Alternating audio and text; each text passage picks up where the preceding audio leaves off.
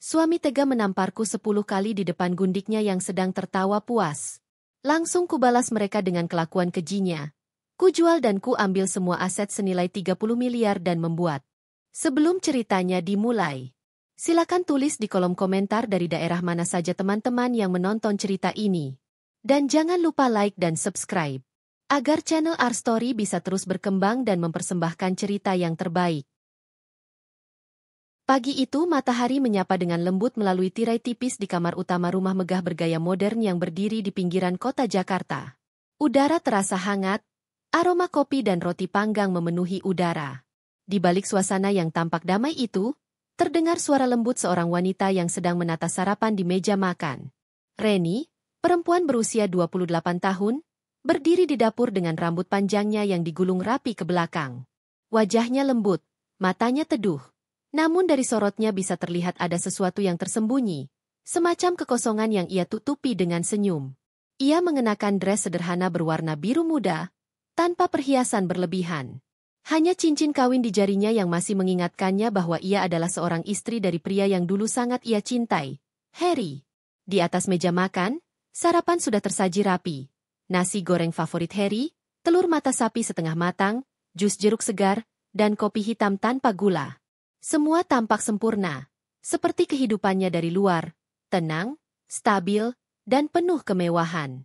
Tapi di balik itu, ada hati seorang istri yang mulai merasa kehilangan arah. Reni melirik jam dinding. Sudah hampir jam 7, harusnya dia sudah turun. Gumamnya pelan, berusaha terdengar optimis. Suara langkah kaki berat terdengar dari tangga. Harry muncul dengan setelan kerja rapi, kemeja putih, jas abu, dan dasi biru tua. Wajahnya tampan, berwibawa, dan terlihat berkelas. Dulu, setiap kali Reni melihatnya berpakaian seperti itu, dadanya selalu berdebar bangga. Tapi belakangan, setiap kali menatap Harry, dadanya justru terasa sesak. "Pagi, Mas," sapa Reni lembut sambil tersenyum, mencoba memulai hari dengan baik. Jawab Harry datar tanpa menatap. Ia langsung duduk dan membuka ponselnya. Reni menarik napas pelan, berusaha tak menunjukkan rasa kecewanya. "Aku buatkan nasi goreng kesukaan Mas. Sudah nggak asin kayak kemarin," ujarnya pelan, mencoba mencairkan suasana. Namun Harry hanya mengangguk tanpa menoleh. Matanya terpaku pada layar ponsel, jarinya sibuk mengetik pesan. Reni memperhatikan wajah suaminya yang tampak serius, bibirnya sesekali tersenyum kecil, tapi bukan padanya. Ada rasa asing yang menyusup ke dada Reni. "Mas, makan dulu, nanti telat ke kantor," ucap Reni lagi, lembut tapi terdengar getir. "Aku nggak lapar," jawab Harry singkat. Ia meneguk kopinya lalu berdiri. Reni terdiam, tangannya refleks meremas ujung meja. "Tapi Mas belum sarapan sama sekali." Harry menatapnya sejenak, matanya dingin. "Aku udah bilang nggak lapar, Ren, jangan cerewet." Kalimat itu seperti tamparan kecil bagi hati Reni. Tapi ia tetap tersenyum, meski matanya mulai berkaca. "Baik, Mas. Hati-hati di jalannya," katanya dengan suara pelan, nyaris bergetar. Harry tak menjawab. Ia mengambil jasnya, merapikan rambut di depan cermin, lalu melangkah keluar. Dari jendela, Reni melihat mobil hitam milik Harry meluncur meninggalkan halaman. Seketika suasana rumah menjadi hening. Terlalu hening. Reni menatap meja makan yang masih penuh makanan, lalu duduk pelan di kursi tempat Harry tadi duduk. Ia mengelus cangkir kopi Harry yang masih hangat. "Dulu, kamu selalu bilang gak bisa berangkat kerja tanpa sarapan dariku, Mas," gumamnya lirih. "Sekarang, bahkan menatap mataku pun kau tak mau." Ia menunduk, menatap cincin di jarinya. Kenangan masa lalu berputar di kepalanya. Flashback, 5 tahun lalu. 5 tahun lalu, Reni dan Harry adalah pasangan muda penuh cinta dan impian. Mereka menikah sederhana, hanya dihadiri keluarga dekat. Waktu itu, Harry belum punya apa-apa. Ia hanyalah pegawai biasa di perusahaan logistik, sedangkan Reni bekerja sebagai kasir di minimarket. Hidup mereka pas-pasan, tapi bahagia. Reni selalu ingat bagaimana dulu Harry begitu perhatian. "Ren, kamu capek ya? Aku masakin mie malam ini," ujar Harry suatu malam sambil memeluk Reni dari belakang. Reni tertawa. Mas aja yang capek kerja seharian. Aku nggak apa-apa kok. Harry mencium keningnya. Aku cuma nggak mau kamu lelah sendirian. Itulah Harry yang dulu, pria yang selalu tahu caranya membuat Reni merasa istimewa. Tapi waktu berjalan, keadaan berubah. Ketika karir Harry mulai naik, sikapnya pun perlahan berbeda. Ia menjadi sibuk, sering lembur, dan mulai jarang pulang tepat waktu. Kembali ke masa sekarang. Reni menatap ruang tamu besar di depannya. Semua tampak rapi dan mahal. Sofa kulit impor, hiasan dinding modern, karpet tebal dari Turki. Semua ini hasil kerja keras mereka berdua. Tapi semua benda itu tak mampu mengisi kehampaan di hatinya. Ponsel di atas meja bergetar pelan. Pesan dari Bu Ratna, ibunya. Ren, ibu sehat. Kamu gimana, Nak? Harry udah sarapan belum? Jangan lupa makan juga. Ya? Reni tersenyum kecil membaca pesan itu. Iya, Bu.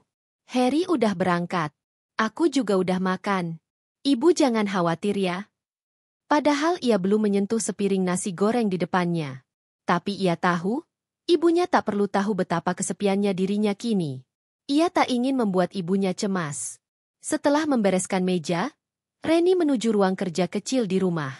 Di sana terdapat tumpukan berkas perusahaan Harry. Ia membantu mengurus administrasi dan keuangan dari rumah, sesuatu yang dulu mereka jalani bersama penuh semangat. Tapi kini, Harry bahkan jarang memberitahu perkembangan perusahaannya. Saat memeriksa laporan keuangan, matanya tiba-tiba menangkap sesuatu yang janggal. Transfer rutin ke rekening atas nama Tina Wulandari sebesar 50 juta per bulan. Reni menatap layar itu lama. Nama itu asing di matanya. Tapi hatinya langsung bergetar. Siapa Tina ini? Bisiknya pelan. Ia mencoba menepis prasangka buruk, berpikir mungkin itu urusan kerja. Tapi nuraninya berkata lain. Ada rasa tidak enak yang mengendap di dadanya. Ia menutup laptopnya perlahan dan menarik napas panjang. Sore harinya, Harry pulang.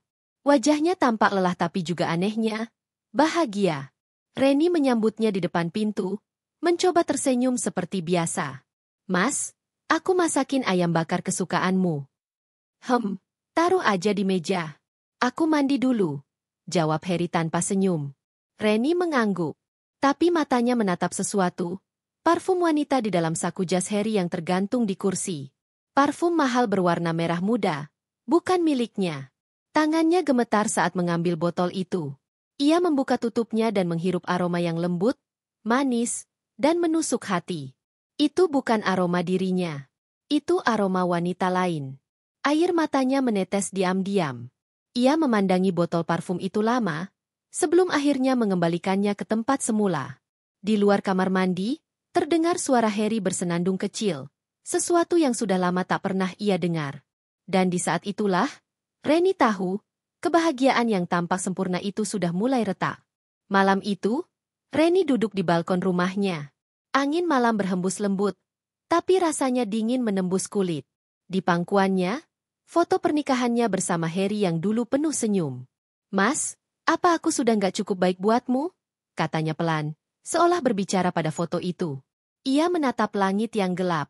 Di kejauhan, suara mobil lewat, dan lampu-lampu kota berkelap-kelip seperti kenangan yang menolak padam. Dalam diam, Reni berjanji pada dirinya sendiri, ia akan mencari tahu kebenaran. Namun ia belum tahu, perjalanan itu akan membawanya pada luka terdalam, dan kebangkitan paling kuat dalam hidupnya. Sudah hampir 2 minggu sejak Reni menemukan parfum wanita di jas Harry. Sejak hari itu, pikirannya tak pernah benar-benar tenang. Tiap kali Harry keluar rumah dengan alasan, rapat mendadak, atau lembur di kantor, hatinya selalu diliputi rasa gelisah yang tak bisa dijelaskan. Namun Reni tetap berusaha berpikir positif. Ia mencoba meyakinkan dirinya bahwa mungkin Harry hanya sedang sibuk kerja, bahwa semua ini cuma perasaannya saja. Ia tidak ingin menjadi istri yang curigaan tanpa bukti. Ia masih ingin percaya pada cinta yang dulu membuat mereka berjuang bersama dari nol. Pagi itu, seperti biasa, Reni menyiapkan sarapan. Tapi kali ini, suasananya berbeda. Harry duduk di meja makan sambil memainkan sendoknya dengan wajah kesal. Rasanya aneh, kata Harry tiba-tiba. Reni berhenti mengaduk kopi, menatap suaminya lembut. Apa masakan aku nggak enak? Mas? Harry menatapnya sebentar. Kamu tuh nggak pernah bisa masak seenak dulu. Sekarang semuanya hambar. Reni menunduk, berusaha menelan luka yang tiba-tiba muncul di dada. Maaf, Mas. Aku coba ganti resepnya nanti, biar lebih enak. Harry menghela napas berat, lalu meneguk air putih. Kamu nggak usah repot. Nanti aku makan di luar aja. Di kafe dekat kantor itu enak banget. Masakannya cocok sama lidahku. Nada bicaranya terdengar biasa saja. Tapi bagi Reni, kata-kata itu seperti pisau yang menembus jantungnya. Ia tahu kafe yang dimaksud Harry, tempat yang dulu sering mereka datangi berdua. Sekarang, Harry pergi ke sana tanpa dirinya. Ia menunduk, menatap sendok di tangannya. Oh, gitu. Ya sudah, Mas. Hati-hati di jalan. Harry berdiri, menatap cermin, lalu mengambil parfum dari sakunya. Parfum yang sama seperti sebelumnya, aroma lembut yang asing bagi Reni. Seketika napas Reni tercekat. Tangannya bergetar kecil, tapi ia tetap diam. Ia hanya menatap punggung Harry yang menjauh dengan langkah mantap. Setelah pintu tertutup, Reni menutup mulutnya dengan kedua tangan, menahan isak agar tak terdengar. Kenapa sekarang rasanya jauh sekali, Mas? Bisiknya lirih. Hari-hari berikutnya berjalan dengan keheningan yang menyesakan. Harry semakin sering pulang larut malam, bahkan kadang tak pulang sama sekali. Saat Reni bertanya, ia hanya menjawab singkat. Rapat penting, Ren. Jangan banyak tanya. Reni tak lagi tahu bagaimana harus bersikap. Dulu ia bisa menenangkan Harry saat lelah, memijat pundaknya sambil mendengarkan cerita hari itu. Tapi sekarang, ia bahkan tak punya kesempatan untuk sekadar menatap matanya. Namun satu hal yang masih Reni jaga, senyumnya. Di depan tetangga, di depan karyawan, bahkan di depan ibunya, ia tetap tersenyum. Ia tak ingin siapapun tahu rumah tangganya mulai retak. Sore itu, saat Reni sedang menjemur pakaian di halaman belakang, tetangga sebelah, Bu Rosa, menghampiri. Ren, suamimu makin sibuk ya sekarang? Jarang kelihatan. Reni menatap wanita parubaya itu dan tersenyum lembut.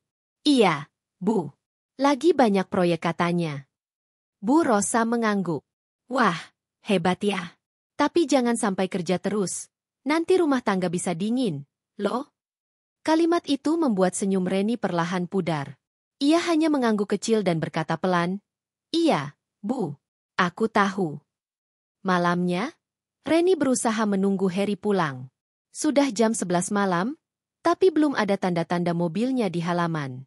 Ia duduk di ruang tamu dengan lampu yang hanya setengah menyala, menatap jam dinding setiap beberapa menit. Di meja, makanan sudah dingin. Reni memeluk dirinya sendiri, mencoba menahan kantuk. Mas Harry pasti datang sebentar lagi, ucapnya dalam hati, seperti mantra. Namun hingga jarum jam menunjukkan pukul 12 lewat, Harry tak kunjung pulang. Ia memutuskan untuk menelepon, tapi panggilan pertama tak dijawab. Panggilan kedua, dimatikan.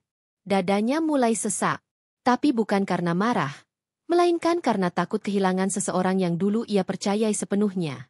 Akhirnya Reni tertidur di sofa. Pagi harinya, suara mobil di depan rumah membangunkannya. Ia buru-buru berdiri, matanya masih berat. Harry baru pulang, dengan wajah lelah tapi anehnya tampak puas. Mas baru pulang.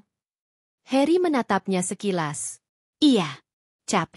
Tidur dulu, jangan ganggu. Ia melewati Reni begitu saja dan naik ke kamar tanpa menatap istrinya sama sekali. Reni hanya berdiri mematung. Tubuhnya lemas, jantungnya terasa berat. Mas, aku ini istrimu. Kenapa rasanya aku seperti orang asing di rumah sendiri? Siang harinya, Reni memutuskan mengunjungi kantor Harry. Ia membawa bekal makan siang kesukaannya, semur daging dan sayur asam. Dalam hati ia berharap bisa memberi kejutan kecil, seperti dulu. Namun saat tiba di sana, satpam di lobi tampak ragu-ragu melihatnya. Permisi, Bu Reni. Pak Harry katanya lagi keluar rapat. Reni tersenyum sopan. Oh, gitu ya. Tapi mobilnya ada di parkiran depan. Satpam itu menelan ludah, lalu berbisik. Saya kurang tahu, Bu, tapi barusan beliau keluar bersama seorang wanita. Dunia seolah berhenti berputar sesaat bagi Reni. Wanita? Tanyanya pelan. Satpam itu menunduk, terlihat tak enak. Iya, Bu, perempuan muda, rambut panjang, cantik. Mereka naik mobil bareng. Reni mengucapkan terima kasih singkat lalu berjalan keluar dengan langkah gontai. Di parkiran, matanya menangkap jejak ban mobil hitam milik Harry yang baru saja meninggalkan tempat itu. Ia berdiri di sana lama, menatap kosong ke arah jalan. Angin sore berembus pelan, membawa rasa sakit yang tak bisa diungkapkan. Malamnya, Reni mencoba menenangkan diri di kamar. Ia membuka ponsel dan membuka akun media sosial Harry, sesuatu yang sudah lama tak ia lakukan. Di sana, ia melihat sesuatu yang membuat jantungnya hampir berhenti. Sebuah foto Harry di sebuah restoran mewah. Ia mengenakan kemeja putih, tersenyum tipis. Di meja, tampak 2 gelas wine dan tangan seorang wanita dengan gelang emas mencolok yang berpose seolah tidak sengaja. Nama akun yang menandai foto itu Tina_Wulandari. Reni menatap nama itu lama. Ia ingat, itu nama yang sama dengan di laporan keuangan yang ia lihat sebelumnya. Ia menelusuri akun itu. Di sana ada banyak foto Tina, wanita muda berwajah cantik, berkulit putih, dan berpakaian glamor. Di beberapa unggahan, Tina menulis caption samar-samar. Akhirnya bisa makan malam sama orang spesial hati merah 2. Aku bangga punya dia di hidupku.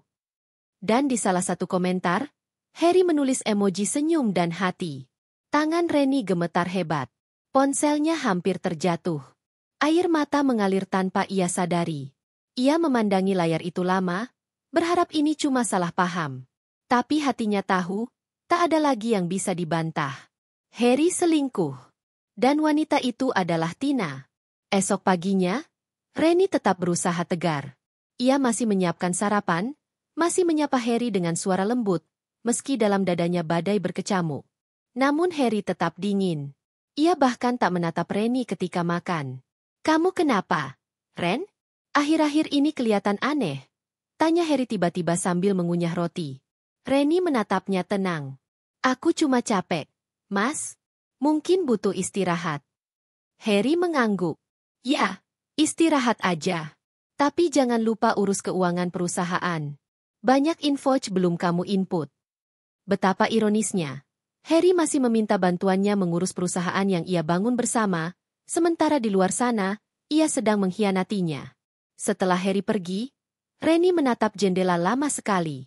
Ia sadar kini, cinta yang dulu mereka jaga dengan air mata, peluh, dan doa, kini sudah hampir padam. Tapi sebelum ia mengambil keputusan, ia harus tahu semuanya, dengan mata dan hati sendiri. Malam itu, Reni memutuskan sesuatu. Ia akan mencari tahu siapa Tina sesungguhnya, dan sejauh mana Harry telah berkhianat. Namun ia tak tahu, langkah kecil itu akan menjadi awal dari badai besar yang menghancurkan hidupnya, dan mengubah dirinya selamanya. Malam itu terasa begitu panjang bagi Ayu. Jam dinding menunjukkan pukul 11 malam. Namun suaminya, Ilham, belum juga pulang. Dari ruang tamu, hanya terdengar suara detik jam dan desir angin dari ventilasi yang membuat suasana semakin sunyi dan mencekam. Ayu duduk di sofa dengan wajah letih, matanya terus menatap layar ponsel yang menampilkan status online milik Ilham. Tapi pesan-pesannya tidak dibalas sejak sore. Mungkin lembur lagi. Ia mencoba menenangkan dirinya sendiri. Namun, di dalam hati kecilnya, ada rasa gelisah yang sulit dijelaskan. Ilham memang akhir-akhir ini sering pulang larut. Alasannya selalu sama, pekerjaan di kantor menumpuk. Tapi Ayu bukan wanita bodoh. Ia tahu ada sesuatu yang tidak beres. Beberapa minggu terakhir, Ilham selalu membawa aroma parfum wanita yang asing. Bukan aroma parfum yang biasa ia pakai. Lebih manis, lebih lembut, dan jelas bukan miliknya Ayu. Selain itu, sikapnya pun berubah. Lebih cepat marah, lebih dingin, dan sering menghindar ketika Ayu mencoba berbicara dari hati ke hati. Malam itu, rasa curiga Ayu mencapai puncaknya. Ia membuka laptop dan memutuskan untuk mengecek email kantor Ilham. Kebetulan mereka masih memakai satu akun bersama dari masa awal pernikahan dulu. Tangannya bergetar ketika menemukan satu pesan mencurigakan. Sebuah email dengan subjek. Terima kasih untuk malam yang luar biasa hati merah 2, Dinda. Wajah Ayu memucat. Ia membuka pesan itu dengan jantung berdebar. Isi email itu singkat namun menusuk. Aku masih teringat canda dan tatapanmu tadi di restoran. Rasanya kita tak seharusnya bertemu seintens ini, tapi aku tak bisa berhenti memikirkannya. Kamu beda, Ilham. Aku harap kita bisa bertemu lagi besok, sebelum meeting. Ayu menatap layar dengan pandangan kosong. Restoran? Meeting? Semua alasan lembur yang selama ini Ilham ucapkan ternyata kebohongan. Tangannya gemetar, air matanya menetes tanpa bisa dibendung. Ia menutup laptop itu dengan kasar, menutup mulutnya untuk menahan isak tangis. Namun di balik rasa sakit itu, ada tekad yang mulai tumbuh. Ia ingin tahu sejauh apa pengkhianatan ini. Keesokan harinya, Ayu pura-pura berpamitan ke pasar seperti biasa. Namun sebenarnya ia sudah menyewa ojek online untuk mengikut mobil suaminya diam-diam dari depan rumah. Perjalanan itu menegangkan.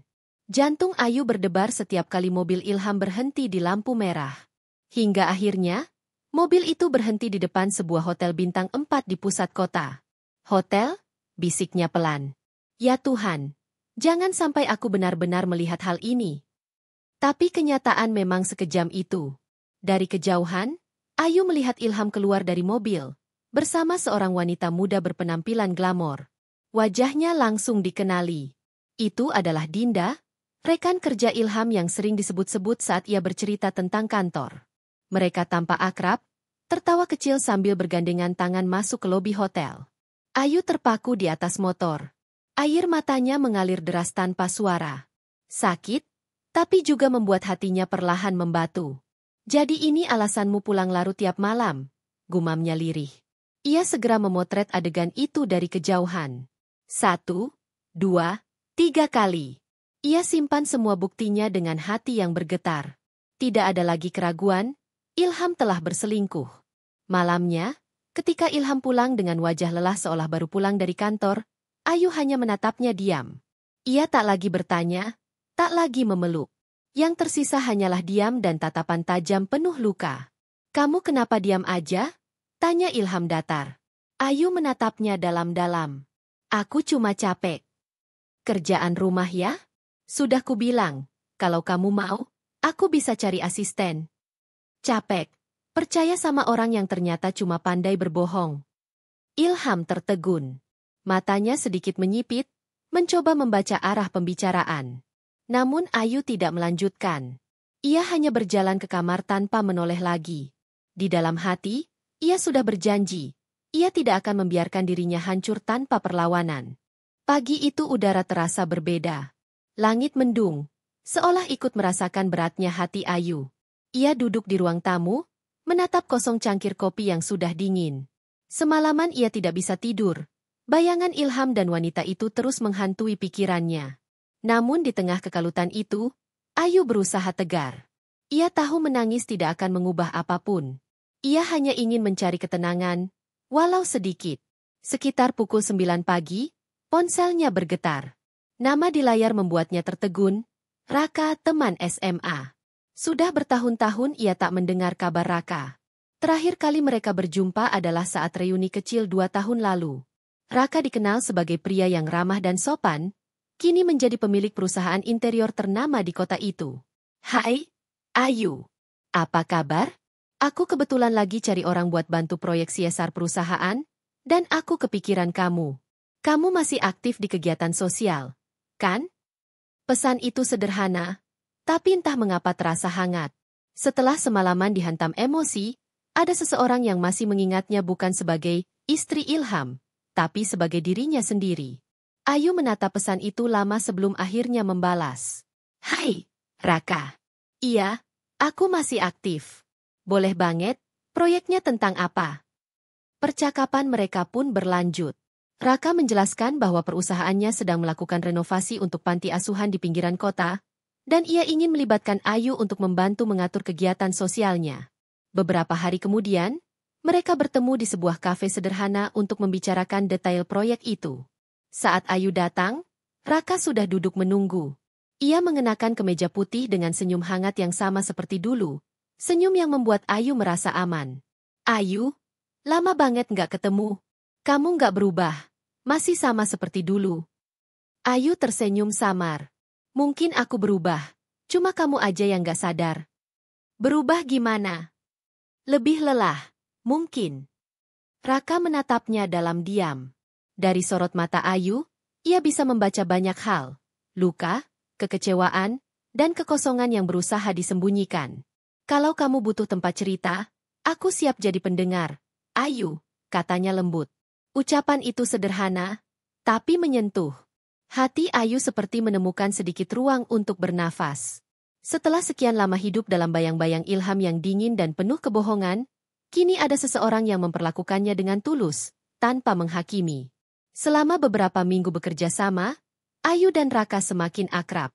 Mereka sering bertemu di lokasi proyek, makan siang bersama, dan saling berbagi cerita.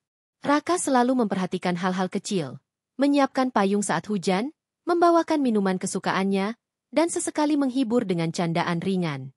Namun di sisi lain, Ilham justru semakin jarang pulang. Setiap kali Ayu mencoba bicara, alasannya selalu pekerjaan. Tapi kini Ayu tak lagi peduli. Ia sudah tahu kebenarannya. Suatu sore di lokasi proyek, Ayu berdiri menatap bangunan panti yang mulai tampak indah.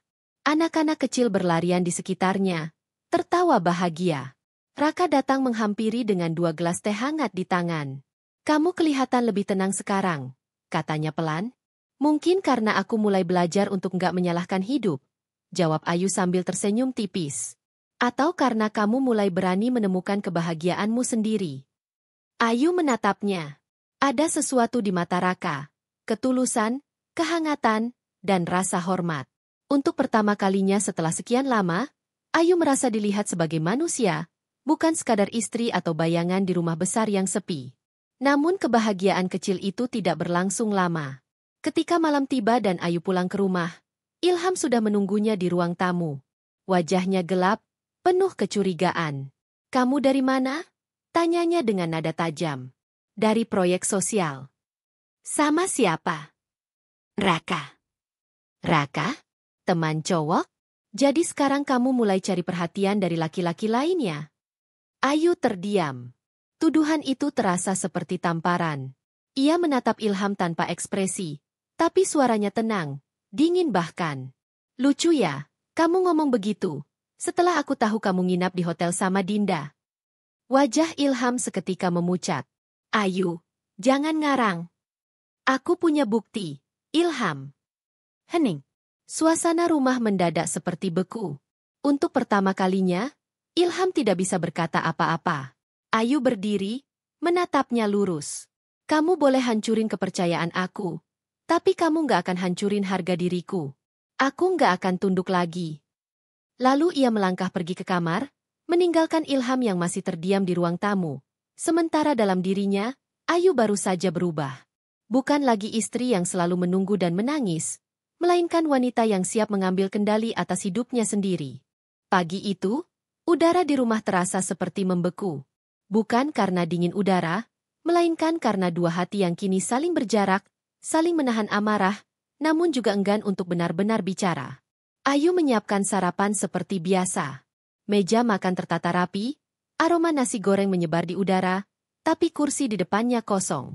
Ilham tidak turun. Ia hanya mendengar langkah kaki berat dari lantai atas, lalu suara pintu kamar mandi, dan tak lama kemudian pintu depan tertutup keras. Mobil Ilham melaju pergi, tanpa sepatah kata. Ayu menarik napas panjang. Ini sudah hari ketiga mereka nyaris tidak bicara. Dan anehnya, ia tidak lagi sedih. Yang tersisa hanya perasaan jenuh dan dingin. Namun di dalam keheningan itu, Ilham justru mulai tertekan. Ia tidak menyangka Ayu benar-benar berani melawannya. Selama ini, ia selalu melihat Ayu sebagai perempuan lembut yang akan diam dan menangis jika disakiti. Tapi sekarang, Ayu berbeda. Ia dingin, tenang, dan bahkan tidak memohon maaf atau menjelaskan apapun. Ketika malam datang, Ilham pulang dengan wajah letih. Ia mendapati Ayu sedang duduk di ruang tamu, menatap laptop sambil mencatat sesuatu di buku kecil.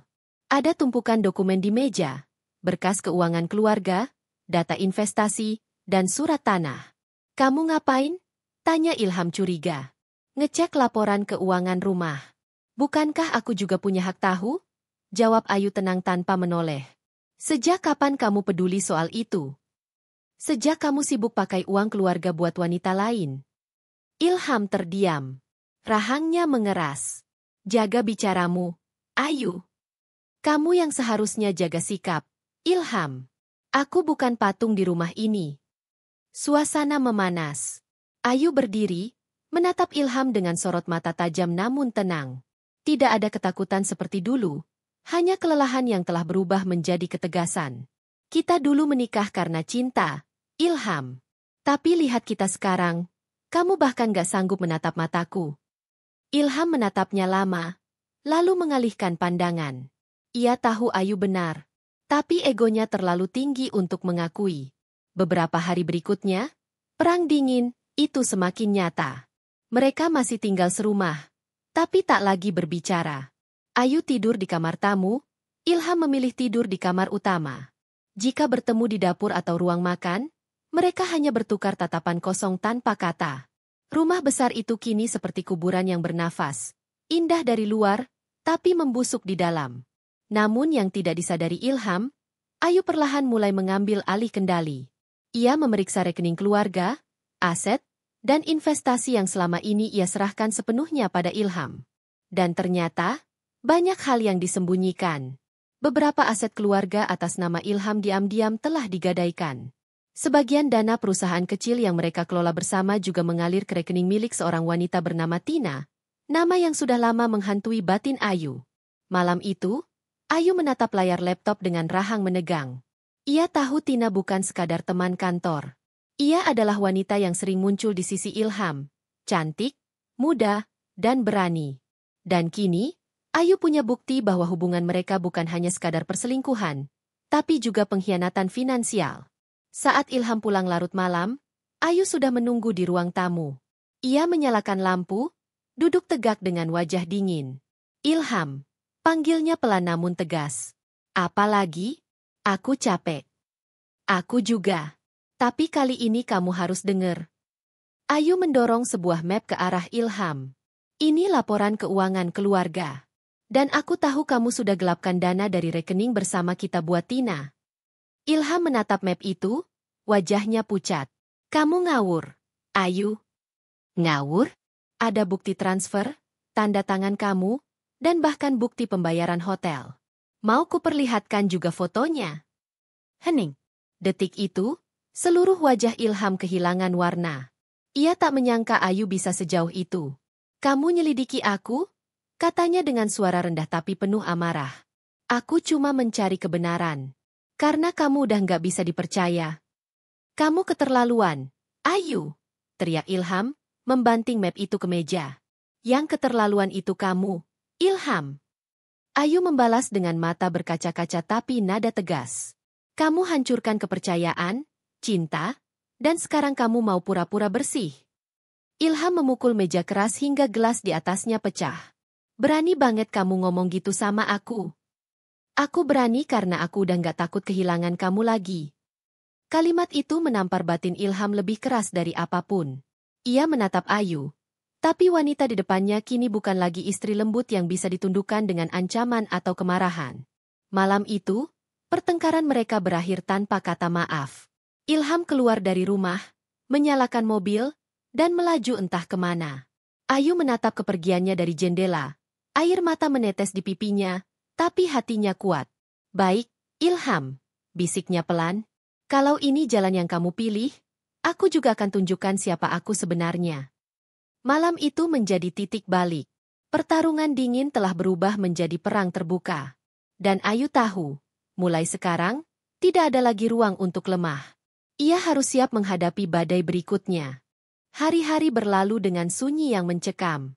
Setiap sudut rumah kini seperti menyimpan luka dan amarah yang tak terucap. Namun di balik ketenangan palsu itu, nama, Tina, terus bergaung di kepala Ayu, menghantui setiap napasnya. Ia tak lagi menebak-nebak. Ia tahu pasti kini siapa Tina, sekretaris pribadi Ilham di kantor. Wanita muda berambut panjang dengan gaya bicara manja dan senyum penuh pesona yang sering terlihat menemani Ilham di berbagai acara perusahaan.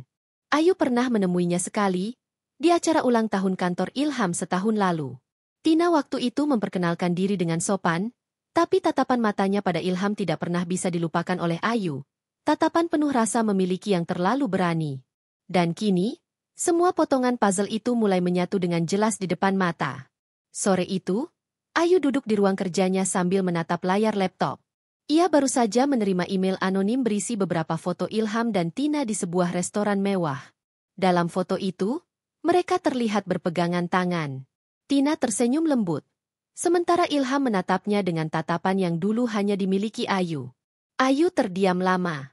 Tangannya gemetar memegang mouse, matanya panas. Tapi kali ini, tidak ada tangisan. Hanya ketenangan yang menyeramkan, ketenangan seseorang yang sudah melewati titik sakit terdalam. Baiklah, Tina, bisiknya lirih. Kamu mau main di belakangku? Aku akan buat kamu menyesal. Beberapa hari kemudian, Ayu datang ke kantor Ilham. Ia berpura-pura membawa dokumen perusahaan yang perlu tanda tangan. Begitu memasuki lantai tempat Ilham bekerja, semua karyawan terdiam, tak biasa melihat istri bos datang tanpa pemberitahuan. Ketika Ayu melangkah ke ruang Ilham, pintu sedikit terbuka. Dan dari celah kecil itu, ia melihat pemandangan yang membuat dadanya bergetar. Tina berdiri di dekat meja Ilham, mengenakan rok ketat dan blus putih. Ia menyentuh dasi Ilham sambil tertawa kecil. Ilham tampak menikmati momen itu. Tanpa sadar ada sepasang mata yang menyaksikan semuanya dari balik pintu. Ayu menarik napas panjang. Ia tidak masuk, tidak membuat keributan, tidak menampar. Ia hanya menatap mereka sebentar, lalu pergi dengan langkah pelan tapi pasti. Ia tahu waktunya belum tiba. Dan ketika waktunya tiba, semua akan berbalik. Malamnya, Ilham pulang dengan wajah lelah tapi tenang. Ayu menyambutnya seperti biasa, tanpa amarah, tanpa nada tinggi. Ia hanya tersenyum samar dan bertanya lembut. Capek kerja, Mas? Iya, lumayan. Banyak urusan di kantor. Jawab Ilham sambil membuka jasnya. Oh, aku lihat sendiri tadi. Urusannya cantik, ya? Ilham langsung menoleh. Maksud kamu apa? Tina, kan? Ayu, jangan mulai lagi. Aku nggak mulai. Ilham, kamu yang udah lama nyelesain ini sendiri. Suasana ruang tamu langsung menegang. Ayu berjalan pelan mendekat, membawa ponselnya dan menampilkan foto-foto dari email tadi. Lucu ya, Mas, kamu selalu bilang lembur, tapi lemburnya berdua, sambil suap-suapan di restoran. Ilham mematung. Matanya melebar menatap foto-foto itu. Kamu dapat dari mana ini? Bukan itu intinya. Ilham. Intinya kamu tega ngelakuin semua ini di belakangku. Sama perempuan yang bahkan kamu biayai pakai uang kita berdua. Ayu meletakkan ponsel itu di meja, lalu berjalan ke arah tangga. Tapi sebelum melangkah, ia menoleh. Kalau kamu pikir aku nggak bisa balas, kamu salah besar. Aku nggak akan nangis lagi. Aku akan buat kamu dan perempuan itu nyesel pernah permainkan aku. Keesokan harinya, Ayu benar-benar mulai bergerak diam-diam. Ia menemui Raka, meminta bantuannya untuk menelusuri aset atas nama Ilham dan mencari tahu perusahaan yang masih terhubung dengan Tina. Raka sempat ragu, tapi melihat keseriusan Ayu, ia setuju membantu. Kamu yakin mau jalan sejauh ini, Ayu? Aku nggak mau balas dendam. Aku cuma mau keadilan. Aku nggak akan biarin orang lain ngerusak hidupku seenaknya. Minggu demi minggu, semua data terkumpul. Raka berhasil menemukan bukti bahwa Tina diam-diam memegang beberapa dokumen keuangan perusahaan Ilham, bahkan ikut dalam beberapa proyek fiktif yang dibuat untuk menyalurkan uang ke rekening pribadinya. Ayu membaca semua laporan itu dengan wajah dingin. Ia tahu, saat ini Ilham dan Tina sudah terlalu dalam permainan kotor mereka. Tapi Ayu bukan lagi wanita yang mudah digoyahkan oleh air mata. Kini, ia tahu cara menunggu waktu yang tepat, dan menanam benih kehancuran tanpa harus menyentuh pisau. Malam itu, ketika Ilham tertidur, Ayu berdiri di depan cermin. Ia menatap bayangannya sendiri. Wajahnya terlihat tegar, tapi sorot matanya menyimpan badai. Dulu aku cuma istri yang menunggu di rumah, bisiknya lirih. Sekarang aku wanita yang akan menentukan akhir dari cerita ini. Di luar, hujan mulai turun pelan. Dan di dalam dada Ayu, api kecil mulai menyala. Api yang kelak akan membakar Ilham dan Tina dalam penyesalan yang tak berujung. Malam itu langit gelap, seolah menandakan badai yang akan datang. Ayu berdiri di depan jendela kamar, menatap lampu-lampu kota yang berkedip di kejauhan. Di tangannya, ada sebuah map tebal berisi semua bukti penggelapan dan perselingkuhan Ilham bersama Tina. Ia sudah siap. Bukan untuk menangis lagi, tapi untuk mengakhiri segalanya. Di kepalanya, rencana itu sudah tersusun rapi. Malam ini, Ayu akan mengonfrontasi Ilham di depan Tina. Ia ingin Ilham tahu betapa rendah dirinya telah jatuh. Pukul 19.30 malam, Ayu menerima pesan dari salah satu karyawan Ilham yang diam-diam simpati padanya. Bu, Pak Ilham lagi di restoran Mira Lounge. Sama Bu Tina. Ayu menutup ponsel pelan. Ia menatap bayangannya di cermin. Gaun biru tua membalut tubuhnya dengan anggun, rambutnya digerai sederhana. Tidak ada riasan berlebihan. Hanya sorot mata tegas yang menyala dengan campuran luka dan keberanian. Baik, Ilham, kalau ini yang kamu mau, aku akan datang sebagai istrimu untuk terakhir kalinya. Restoran itu penuh cahaya temaram dan alunan musik lembut. Ayu melangkah masuk dengan langkah mantap. Beberapa tamu menoleh, karena sosoknya memancarkan wibawa yang dingin dan kuat. Dan di sudut ruangan, ia melihat mereka. Ilham dan Tina duduk berdua, tertawa pelan, tangan mereka hampir bersentuhan di atas meja. Pemandangan itu menusuk dada Ayu seperti 1000 belati. Tapi ia tidak mundur. Ia berjalan mendekat, sepatu haknya berderap pelan di lantai marmer. Selamat malam, Mas Ilham. Lama ya, gak makan bareng istri. Suara Ayu tenang tapi penuh getaran tajam. Tina tersentak. Ilham terdiam, wajahnya memucat. Ayu, kamu ngapain di sini? Ngapain? Menemui suamiku, yang ternyata sibuk melatih cara tersenyum dengan wanita lain. Beberapa tamu mulai memperhatikan. Tina berusaha menenangkan situasi. Bu Ayu, sepertinya kita bisa bicara baik-baik. Diam kamu, bentak Ayu, matanya menatap tajam. Kamu pikir aku nggak tahu semua yang kamu lakukan? Dari rekening, proyek palsu, sampai malam-malam di hotel. Semua aku tahu, Tina. Tina terdiam, wajahnya pucat. Ilham berdiri, mencoba menahan Ayu. Ayu, udah. Jangan bikin malu aku di depan orang. Malu? Kamu baru ingat malu sekarang? Setelah kamu buang harga diri dan kesetiaanmu di pangkuan perempuan murahan? Kata-kata itu meledak seperti bom. Ilham kehilangan kendali. Ia menggertakkan gigi, wajahnya merah pada menahan ego dan rasa bersalah yang berubah jadi amarah buta. Cukup, Ayu. Kenapa? Sakit? Ya, dengar kenyataan. Dan tanpa pikir panjang. Plak! Tamparan keras mendarat di pipi Ayu. Suara itu menggema di seluruh ruangan. Beberapa pengunjung terdiam, menatap mereka dengan kaget. Tapi Ilham tidak berhenti di situ. Dalam kemarahan buta, ia menampar Ayu lagi. 2 kali, 3 kali, 4 kali, hingga 10 kali. Ayu jatuh tersungkur ke lantai. Wajahnya perih, tapi matanya masih menatap tajam ke arah Ilham. Sementara di sisi lain, Tina berdiri terpaku, lalu tertawa kecil dengan ekspresi puas. Sudah, Mas, jangan dipedulikan perempuan kayak gitu. Dia cuma iri, bisik Tina pelan, seolah menyiram garam di luka. Suara itu membuat Ayu perlahan menegakkan tubuhnya. Dengan pipi memerah dan bibir pecah, ia berdiri, bukan sebagai wanita lemah, tapi sebagai seseorang yang baru saja terlahir kembali dari rasa sakit. Ia menatap Tina dan Ilham bergantian. Kalian pikir aku kalah? Tid. Kalian baru saja memperlihatkan ke dunia siapa kalian sebenarnya. Pecundang yang menertawakan penderitaan orang lain.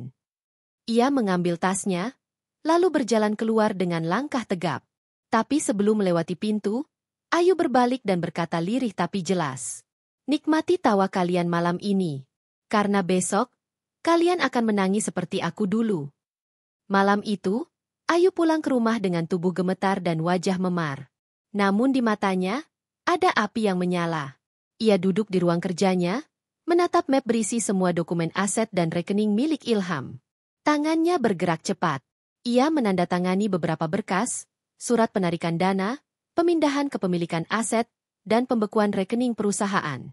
Semua atas nama dirinya, karena secara hukum, separuh harta mereka masih milik Ayu. Kau sudah tampar aku 10 kali di depan gundikmu. Ilham, gumamnya lirih. Sekarang, aku akan tampar balik hidupmu 10 kali lipat. Keesokan harinya, Ayu memulai aksinya. Dengan bantuan Raka dan tim hukum, ia menjual saham, tanah, dan kendaraan mewah yang semua masih tercatat atas nama bersama. Total nilainya mencapai lebih dari 30 miliar rupiah. Dalam waktu seminggu, semua aset berpindah tangan. Ilham tiba-tiba kehilangan akses ke rekeningnya, perusahaan kecil mereka dibekukan, bahkan rumah utama kini terancam dijual. Dan Tina, yang selama ini menikmati uang haram itu, ikut terjerat karena sebagian transfer ke rekeningnya terbukti ilegal. Sementara Ilham, ia datang ke rumah Ayu dengan wajah kusut dan mata merah, memohon. Ayu, tolong, jangan ambil semuanya. Aku nggak punya apa-apa lagi. Ayu menatapnya tanpa emosi.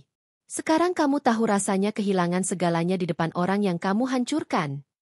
Ilham berlutut, menangis histeris, menggenggam kaki Ayu. Ayu, aku salah. Aku nyesel. Aku mohon, jangan biarkan aku jatuh sejauh ini. Ayu menatapnya lama, air matanya hampir jatuh. Tapi ia menahannya. Kamu nggak jatuh, Ilham. Kamu cuma sedang panen hasil dari semua yang kamu tanam. Ia berbalik, meninggalkan Ilham yang meraung seperti anak kecil di lantai marmer. Sementara di luar rumah, dunia terus berputar. Tapi bagi Ilham, hidupnya berhenti malam itu. Dan bagi Ayu, tamparan itu bukan lagi luka, melainkan tanda bahwa akhir penantiannya sudah dimulai. Malam itu sunyi, hanya suara detak jam di ruang kerja Reni yang terdengar. Di hadapannya, berkas-berkas kepemilikan aset sudah rapi tersusun. Surat rumah, rekening perusahaan, bahkan saham yang dulu atas nama Heri kini sudah resmi berpindah tangan. Semuanya telah ia atur dengan kepala dingin dan strategi yang matang. Reni duduk di kursinya, memandangi berkas-berkas itu lama sekali. Bukan rasa puas yang muncul, melainkan kelelahan. Ia menarik napas panjang, lalu memejamkan mata. Dalam gelapnya pikirannya, terlintas wajah Heri, lelaki yang dulu pernah membuatnya jatuh cinta hanya karena tatapan lembut dan janji manis. Tapi kini semua itu telah berubah. Beberapa jam sebelumnya, Reni menerima kabar bahwa Heri datang ke rumah lamanya. Ia datang tanpa mobil, tanpa jas mewah, hanya dengan kemeja lusuh dan wajah penuh debu. Tina telah meninggalkannya, membawa semua perhiasan dan uang yang tersisa. Kehidupan glamor yang dulu ia banggakan lenyap dalam sekejap mata. Reni tahu kabar itu dari salah satu satpam yang dulu bekerja di rumah mereka. Awalnya, ia tidak ingin tahu.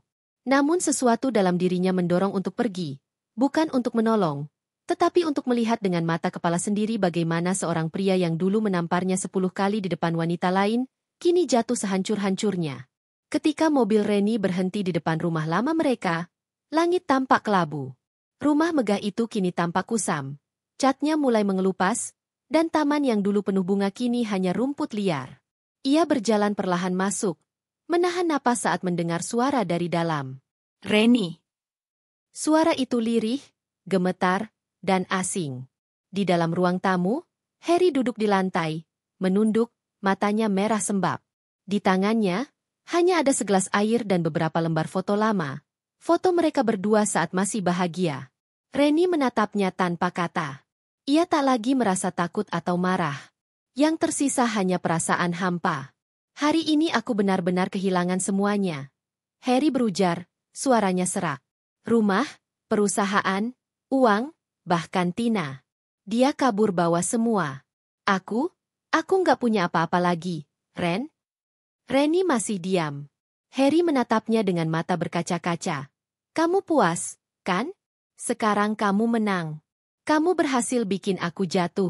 Tapi tolong, Reni, aku nggak sanggup begini. Reni perlahan melangkah mendekat. Ia berdiri tepat di hadapan Heri yang kini hanya bisa menunduk seperti bayangan masa lalunya. Dalam hatinya, berbagai emosi saling bertabrakan. Sakit, dendam, kasihan, dan kenangan lama. Heri, katanya lembut, kamu tahu kenapa aku tidak merasa puas meski kamu sudah hancur begini? Heri mendongak pelan, air mata menetes dari matanya yang lelah. Karena sejak kamu tampar aku malam itu, lanjut Reni dengan suara bergetar, aku sadar, Yang kamu hancurkan bukan cuma wajahku, tapi juga cintaku padamu. Setelah malam itu, aku bukan lagi istrimu. Aku hanya wanita yang belajar untuk tidak lagi bergantung pada cinta yang menyakitkan. Tangisan Harry pecah seketika. Ia berlutut, menangis tanpa suara di hadapan Reni. Tangis seorang lelaki yang kehilangan segalanya. Harga diri, cinta, dan kebanggaan. Reni memejamkan mata, air matanya ikut jatuh. Bukan karena iba, tapi karena luka lama itu masih terasa pedih setiap kali ia mengingatnya. Aku nggak akan balas kamu dengan kebencian, Harry, katanya pelan. Kamu sudah dapat balasan dari hidup sendiri. Aku cuma ingin kamu tahu. Cinta yang disakiti bisa berubah jadi kekuatan yang jauh lebih besar dari yang kamu kira. Harry menatapnya, seolah ingin memohon kesempatan. Tapi Reni berbalik, melangkah menuju pintu. Langkahnya mantap. Tak ada lagi beban. Tak ada lagi rasa takut. Hanya sisa keteguhan seorang wanita yang berhasil berdiri di atas luka yang dulu hampir membunuhnya. Sebelum keluar, Reni sempat berhenti di ambang pintu dan berkata tanpa menoleh. Kalau suatu hari kamu menyesal, jangan cari aku. Cari dirimu sendiri yang hilang waktu kamu memilih Tina. Pintu tertutup pelan. Suara tangis Harry menggema di dalam rumah itu, panjang dan memilukan. Reni melangkah pergi di bawah langit mendung. Angin berhembus pelan, membawa pergi masa lalu yang berat. Tapi jauh di dalam hatinya, ada secuil perasaan yang tak bisa ia ingkari. Rasa sedih melihat lelaki yang dulu ia cintai kini menjadi begitu rapuh. Namun ia tahu, kali ini ia tak boleh lagi menoleh ke belakang. Malam itu, di kamar apartemennya, Reni menatap kota dari jendela besar. Lampu-lampu berkilau di bawah sana terasa seperti tanda bahwa hidupnya akan terus berjalan. Ia meletakkan tangan di dada, merasakan detak jantungnya yang tenang. Ia sudah melewati badai. Dan kini, giliran Harry yang tenggelam dalam penyesalannya sendiri. Apakah ini akhir? Belum tentu. Sebab hidup masih menyimpan rahasia yang mungkin akan mengguncang segalanya kembali. Beberapa minggu telah berlalu sejak pertemuan terakhir Reni dengan Harry di rumah lama mereka. Dalam waktu sesingkat itu, hidup Reni berubah drastis. Dari seorang istri yang disakiti, kini ia menjadi wanita yang berwibawa, berdiri di puncak karir dan harga diri yang utuh. Namun, kedamaian yang ia harapkan ternyata tidak datang semudah itu. Meski semua aset sudah berada di tangannya, meski Harry sudah jatuh miskin dan Tina menghilang entah kemana, ada sesuatu yang masih menggantung di hatinya. Sebuah bayangan masa lalu yang terus membisiki setiap kali malam tiba. Apakah ini benar-benar sudah selesai? Pagi itu, Reni duduk di ruang kerjanya yang baru, kantor minimalis di lantai atas gedung miliknya sendiri. Di depannya, layar laptop menampilkan laporan keuangan perusahaan yang kini ia jalankan seorang diri. Semua tampak stabil, bahkan tumbuh pesat. Tapi pikirannya tak fokus.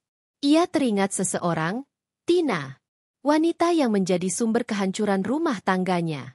Wanita yang dulu tertawa puas saat Harry menamparnya 10 kali tanpa belas kasihan. Entah kenapa, hari itu nama Tina muncul kembali di pikirannya. Dan firasatnya, sesuatu buruk sedang terjadi. Tak lama kemudian, ponselnya berdering. Nomor tak dikenal. Reni mengangkat dengan nada datar. Halo? Suara di seberang terdengar terburu-buru, serak, dan putus-putus. Bu Reni? Saya Dodi, mantan sopir Pak Harry. Saya cuma mau kasih tahu sesuatu. Bu, Tina muncul lagi. Dia nyari ibu. Reni terdiam sejenak, jemarinya mengepal di atas meja.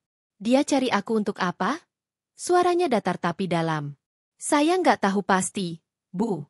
Tapi katanya dia nyesel, dan katanya juga, dia nggak bisa hidup tenang. Dia mau ketemu ibu. Katanya cuma sekali aja. Reni menatap kosong ke arah jendela tinggi di depannya. Dalam dadanya, muncul perasaan campur aduk, antara ingin menolak, tapi juga ingin tahu. Ia tahu Tina bukan tipe wanita yang datang tanpa maksud tersembunyi. Setelah beberapa saat berpikir, Reni menjawab lirih. Baik, suruh dia datang. Tapi bukan ke kantor ini. Aku nggak mau kotoran masa lalu menginjak tempatku bekerja. Pertemuan itu akhirnya terjadi di sebuah kafe sepi di pinggiran kota. Tina datang dengan penampilan yang jauh berbeda. Tak ada lagi gaun mewah, tas mahal, atau aroma parfum berkelas. Kini ia tampak kusut, wajahnya pucat, dan matanya sembab. Saat melihatnya, Reni nyaris tak mengenali wanita itu. Tina menunduk dalam, kemudian bicara pelan. Reni, aku tahu kamu gak akan pernah maafin aku. Tapi aku cuma minta satu hal, jangan terus benci aku. Reni menyandarkan tubuhnya ke kursi, menatap Tina dengan tatapan tenang namun tajam. Kamu datang minta maaf setelah semua yang kamu lakukan? Setelah kamu ikut tertawa waktu aku ditampar di depan matamu? Air mata Tina menetes perlahan. Aku tahu aku keterlaluan. Tapi hidupku sekarang, jauh lebih buruk dari yang kamu kira. Semua yang aku kejar ternyata cuma ilusi. Harry ninggalin aku. Dia marah banget waktu tahu aku jual semua barangnya dan kabur. Sekarang aku cuma punya rasa takut dan penyesalan. Reni mengangkat alisnya, dan kamu pikir aku akan iba? Aku nggak minta dikasihani, jawab Tina cepat. Aku cuma mau kamu tahu satu hal. Harry belum selesai sama kamu. Ren? Dia lagi nyusun sesuatu. Aku dengar dia bilang dia akan rebut semuanya lagi. Bahkan lebih parah dari dulu. Dia bilang, kalau aku jatuh, dia juga harus jatuh. Reni terdiam. Matanya perlahan menyipit. Napasnya ditahan. Jadi dia masih belum sadar? Katanya lirih, penuh nada getir. Tina menunduk. Aku cuma mau kasih tahu itu. Ren? Setelah ini, aku nggak akan ganggu kamu lagi. Aku cuma pengen kamu siap. Karena Harry bukan orang yang tahu cara kalah. Sepulang dari pertemuan itu, Reni tak langsung pulang. Ia berhenti di sebuah taman yang dulu sering ia datangi bersama Harry di masa awal pernikahan. Hujan rintik turun pelan, membasahi rambut dan pundaknya.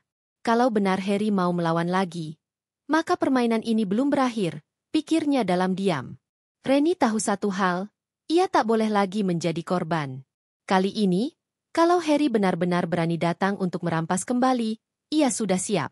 Ia bukan Reni yang dulu, yang mudah percaya, yang menangis karena cinta, yang rela ditampar tanpa melawan. Ia kini adalah Reni yang tahu arti kekuatan setelah kehancuran. Sambil menatap langit yang semakin gelap, Reni bergumam pelan. Baiklah, Harry, kalau kamu ingin perang, aku akan sambut dengan tenang.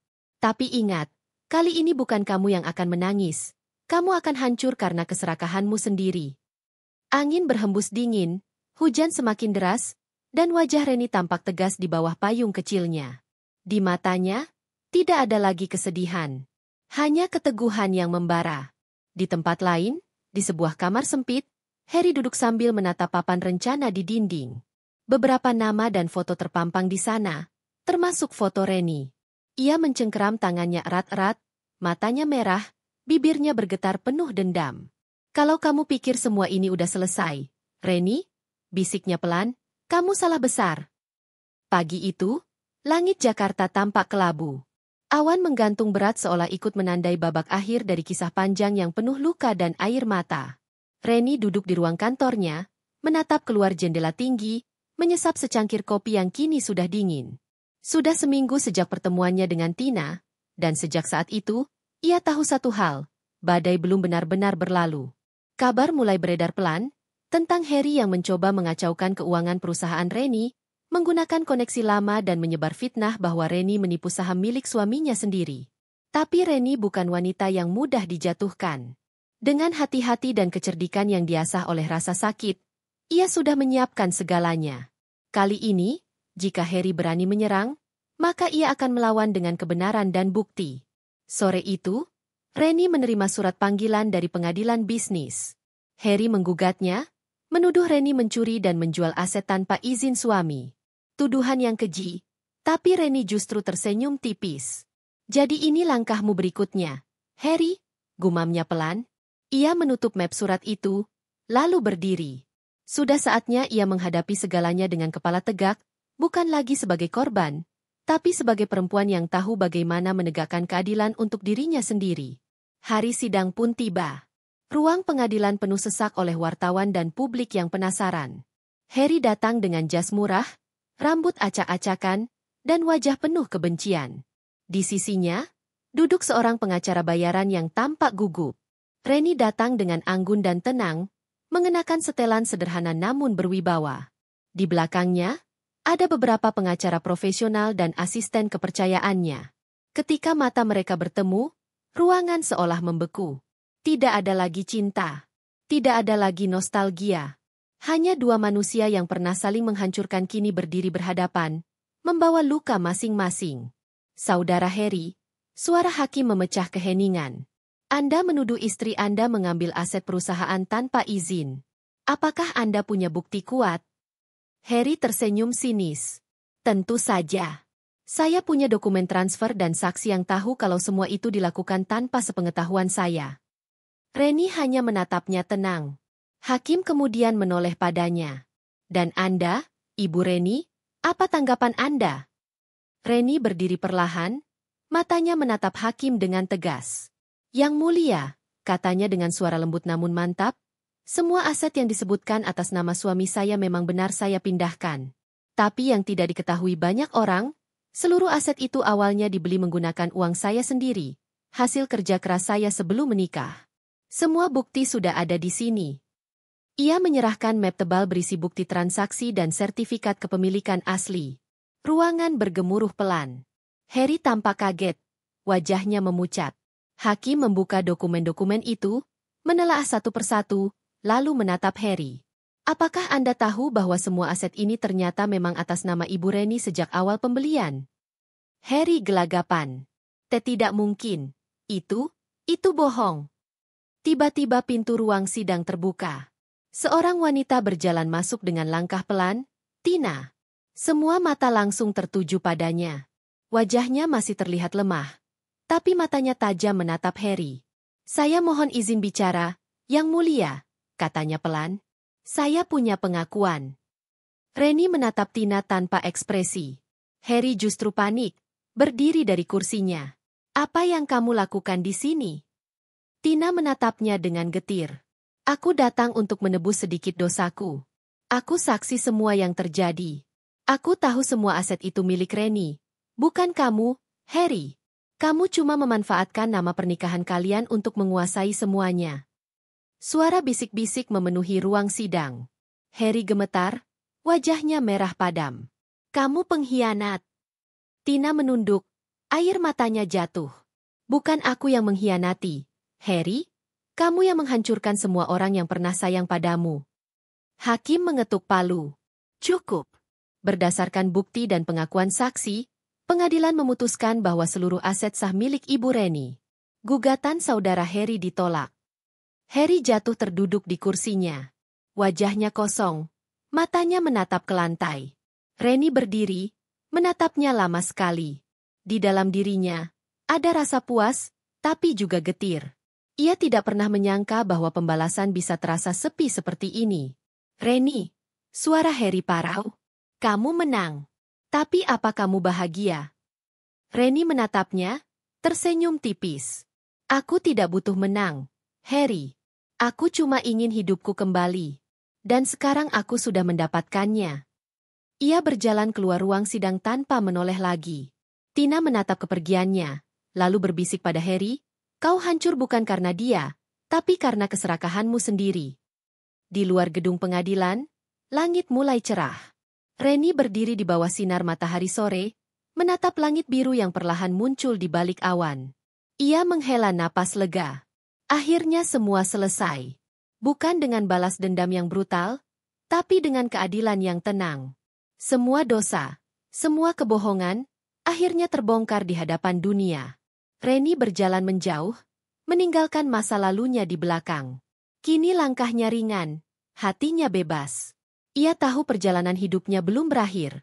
Tapi untuk pertama kalinya dalam waktu yang lama, ia merasa damai. Dan di suatu tempat, di dalam dirinya, suara lembut berbisik. Kau sudah menepati janji pada dirimu sendiri.